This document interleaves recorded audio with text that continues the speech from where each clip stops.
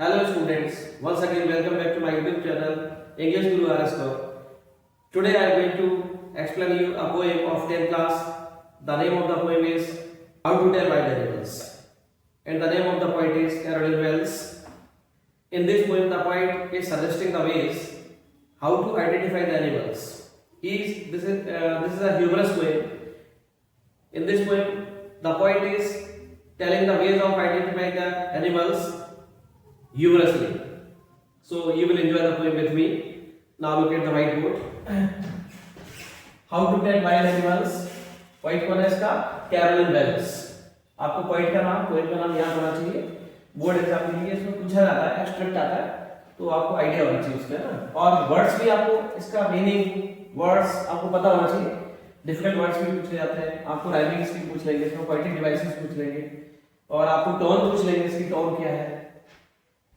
तो आप देखिए मैं आपको एक्सप्लेन करता हूँ. स्टेंजा देखिए. First, if you ever should go by chance, यदि कभी आपको बाय चांस आपको जाना पड़े कहां, to jungles in the east, east के जंगल्स में जाना पड़े, पूर्व के जंगलों में जाना पड़े. And if there should to you advance a large and tawny beast, और वहां पर आपको फिर एक एनिमल मिल जाए और वो एनिमल आपकी तरफ एडवांस हो रहा है. एडवांस मतलब वो आपकी तरफ आ रहा है, आपकी तरफ बढ़ रहा है. एडवांस मींस बढ़ना है, आपकी तरफ आ रहा हो. To you advance, advance means coming. इसका मीनिंग क्या है? कमिंग. और वो आपकी तरफ आते हुए आपको नजर आए. A large and tawny beast, और वो एनिमल कैसा होगा? लार्ज होगा, साइज में लार्ज होगा. टॉनी बीस्ट होगा. बीस्ट का मतलब जंगली जानवर होता है. और टॉनी बीस्ट क्या होता है? Brownish yellow colour. टॉनी का मीनिंग क्या है? Brownish yellow colour. ये टॉनी का मीनिंग ब्राउनिश येलो कलर. ठीक है. तो ब्राउनिश येलो कलर का एक बीस्ट होगा, लार्ज साइज का. If he roars at you, और यदि वो आपकी तरफ रोर कर रहा हो, मतलब साउंड कर रहा हो, दहाड़ रहा हो, रोरिंग कर रहा हो, at you as you are dying, और आपको लगे अब तो मरने वाले हैं, अब तो वेल डाउन, अब नहीं बचने वाले. Dying means dying. ये पोएटिक डिवाइस पोएटिक लाइसेंस होता है पोएट्स को, इसलिए वो वर्ड्स को ऐसे यूज कर सकते हैं. यहां पर डाइंग का मीनिंग क्या है? Dying. You will know it is the Asian one.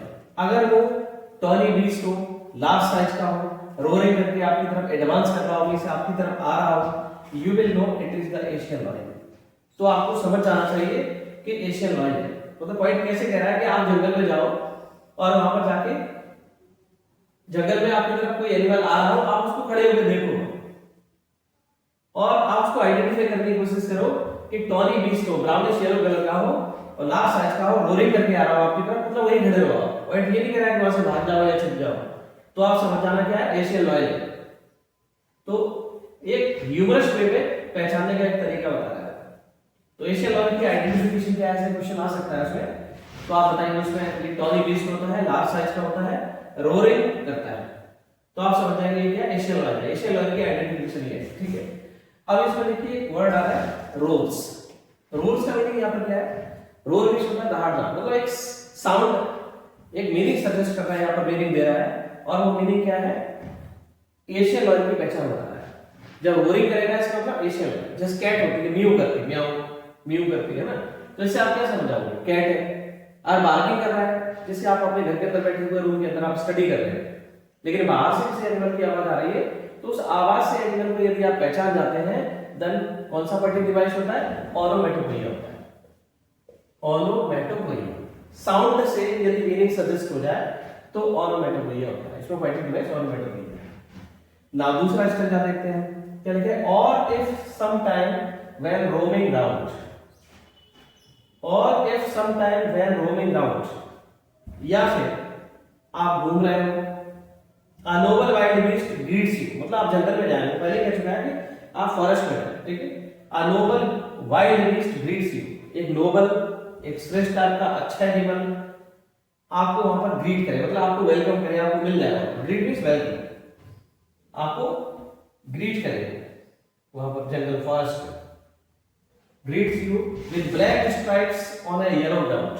Yellow ground का मतलब उसकी जो येलो स्किन होगी. ग्राउंड का मतलब यहां पर क्या है? स्किन से. ग्राउंड की स्किन. अगर उसकी येलो स्किन पर क्या हो? ब्लैक स्ट्राइप्स हो, काली काली पट्टियां हो उसकी येलो स्किन पर, येलो ग्राउंड पर, तो आप समझ जाना क्या होगा। Just notice if he eats you, और आप नोटिस करोगे कि आपको खाने वाला है। दिस सिंपल रूल में हेल्प यू लर्न, तो इस सिंपल रूल से, सिंपल तरीके से आप समझ जाना द बंगाल टाइगर टू डिशन, कि ये बंगाल टाइगर है। मतलब आप टू डिशन का मतलब आइडेंटिफाई उसको कर लेना, पहचान लेना, ये उसकी आइडेंटिफिकेशन है, आइडेंटिफाई, डिशन मींस आइडेंटिफाई, ठीक है। तो आप समझ जाना ये बंगाल टाइगर है। तो बंगाल टाइगर की यहाँ पर क्या पहचान बताइए पॉइंट में, उसका येलो ग्राउंड होगा, मींस येलो स्किन होगी, ब्लैक स्ट्राइप्स होंगी उसकी बॉडी पर, स्किन पर, ठीक है। और आपको लगेगा वो आपको खाने वाला है, ठीक है, तो बंगाल टाइगर होगा, ऐसा पॉइंट ने बताया। मतलब उसके येलो स्किन पर ब्लैक स्ट्राइप्स होंगी। यहाँ पर ग्राउंड के दो मीनिंग हो सकते हैं, येलो ग्राउंड, ग्राउंड के दो मीनिंग होते हैं। ग्राउंड का जिसमें बच्चे खेलते हैं, और ग्राउंड का मतलब यहाँ पर किससे, स्किन से है, तो यहाँ पर भी हो सकता है। मतलब एक शब्द के दो मीनिंग मिल जाए तो पर होता है, लेकिन यहाँ पॉइंट ग्राउंड से स्किन का मतलब बता रहा है, ठीक है। Now see the fourth stanza, if strolling for a beast you view, strolling का मतलब वॉकिंग, यदि आप आगे और फॉरेस्ट में चलेंगे, आगे बढ़ेंगे, फोर्थ मींस अहेड, आगे बढ़ेंगे, अ बीस्ट यू, आपको फिर एक व्यू में सीन, एक आपको वहां पर एनिमल मिलेगा, व्यू का मतलब सीन, फिर वहां एक आपको एनिमल मिलेगा, whose hide, हाइड का मतलब skin, hide means skin, whose hide with spots is peppered, उसकी जो हाइड है, स्किन है, वो स्पॉट से कवर होगी, पेपर्ड मींस कवर्ड होगी, ठीक है। स्पॉट से वो उसकी हाइड स्किन है वो कवर्ड होगी। as soon as he has leapt on you, और जैसे ही वो आपके ऊपर लैप करेगा, लैप का मतलब आपके ऊपर छलांग लगाएगा, लेफ्ट ऑन यू, ठीक है। as soon as he leapt on you, you will know it is the leopard, तो आप समझना वो लेपर्ड है। अगर आपके ऊपर अटैक करने के लिए जंप करे तो समझना लेपर्ड है। it will do not good to roar with pain, और जब वो पेन का मतलब उसको कष्ट हो रहा होगा, रोरिंग कर रहा होगा, तो आप ये तो समझ जाना कुछ आपके साथ वो अच्छा नहीं करने वाला। It will do not good to roar with pain, he will only lap and lap again, और जब तक आपको जिंदा देखेगा तब तक आपके ऊपर कूद कूद के अटैक करता रहेगा, लैप एंड लैप अगेन। इसमें lap and lap means repetition है, कोई वर्ड्स रिपीट होते हैं तो क्या होता है, रिपीटिशन, तो इसमें रिपीटिशन होता है। तो इस प्रकार से हम लेपर्ड को पहचान सकते हैं। उसके ऊपर जो स्किन रहती है उसके ऊपर क्या होगा, स्पॉट्स होंगे, और स्पॉट से उसकी स्किन कवर्ड होगी, ऐसे ऐसे स्पॉट्स होंगे उसमें, इस टाइप के ऐसे स्पॉट्स रहते हैं स्किन पर, तो आप समझ जाना। Now see the fourth step है, if when you are walking round your yard, जब आप अपने यार्ड में वॉक कर रहे हो, अपने यार्ड में आप घूम रहे हो, यार्ड का मतलब आपका खुला एरिया घर के आसपास कहीं हो, you meet a creature there, और वहां पर कोई एक क्रीचर आ जाए, क्रीचर का मतलब वाइल्ड एनिमल आ जाए, कोई जंतु आ जाए, एनिमल आ जाए, क्रीचर मींस एनिमल, तो वहां पर कोई एनिमल आ जाए,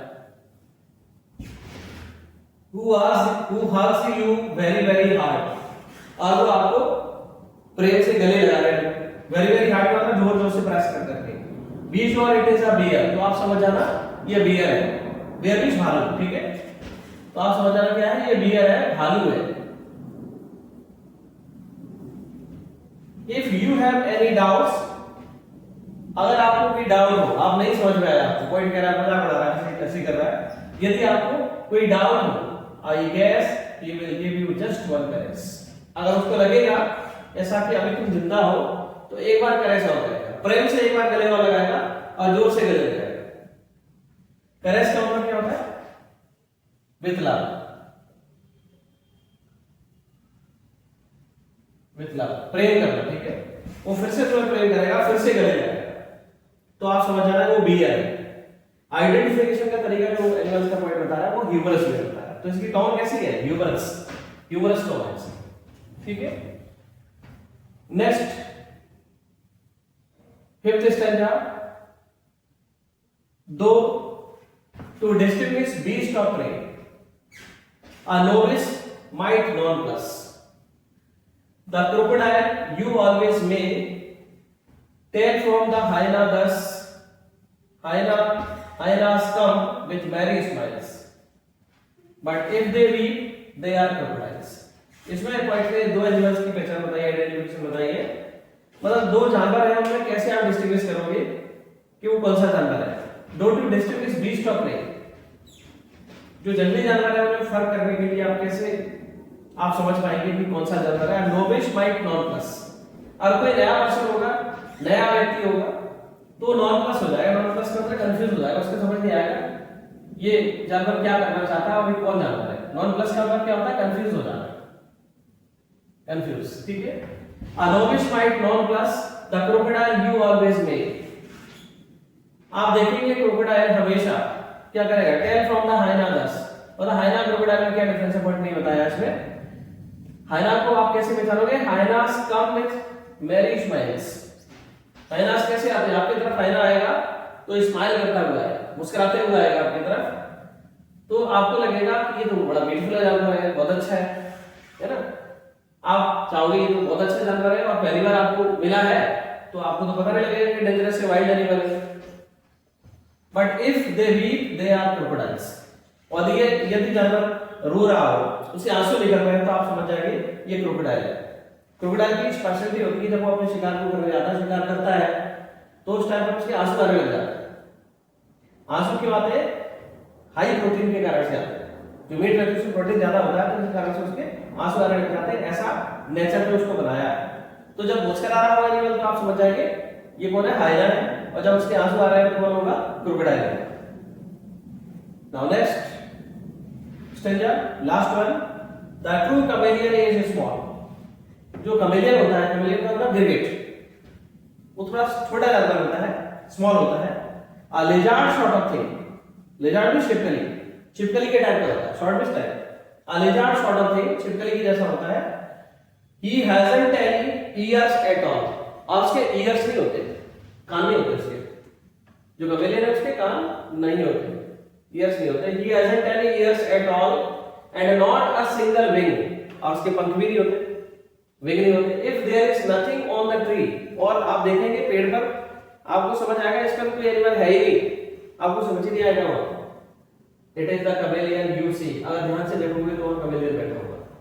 ऐसा क्यों होता है, क्योंकि कैमेलियन क्या करता है, सराउंडिंग जैसी रहती है उसके अकॉर्डिंग अपने कलर को चेंज कर लेता है, उसी टाइप का कर लेता है आपको. तो आपको डिफरेंट कलर वहां पर नहीं दिखाई देगा, इसलिए कैमेलियन अपने आप को उस कलर चेंज करने, सराउंडिंग के अकॉर्डिंग करने से अपने आप को हाइड कर लेता है, जिससे उसको कोई हार्म नहीं कर पाए, हंट नहीं कर पाए उसको. कैमेलियन की ये स्पेशलिटी होती है, इसलिए कहते हैं गिरगिट की तरह रंग बदलना. जैसा सिचुएशन आती है लोग वैसे ही चेंज हो जाते हैं, इसलिए कैमेलियन का वहां पर एग्जांपल दिया है. उस कहावत में गिरगिट की तरह से रंग बदलना वहां पर सही है.